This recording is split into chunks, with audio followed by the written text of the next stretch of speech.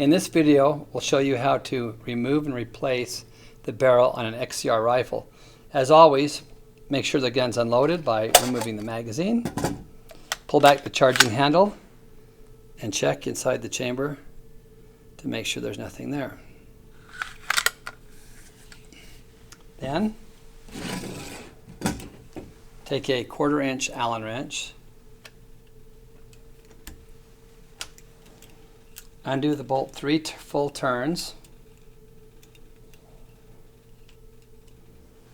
make sure the charging handle is pulled back, engage the bolt catch, and pull the barrel out of the rifle.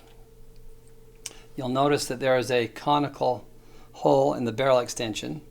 There's a conical tip on the barrel retention bolt, and those two things ensure that when it's tightened down, the barrel is in perfect alignment, so that if you take the barrel out of your rifle and put it back in, it'll shoot at the same spot. To install the barrel, you slide it into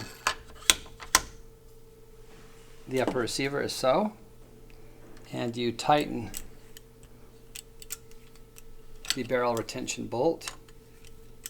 Get it hand tight, and then try to get a 1/4 turn. You'll only get about 60 or 70 degrees, but that should do it.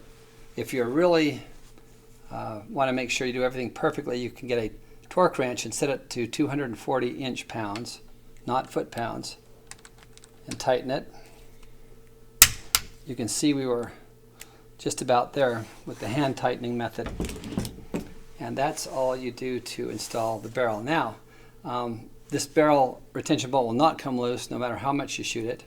If it does, and it's been properly tightened to start with, then you should send your rifle back to us to be repaired. But this is a very simple way to remove and replace your barrel, and your barrel will be perfectly aligned from where it was before.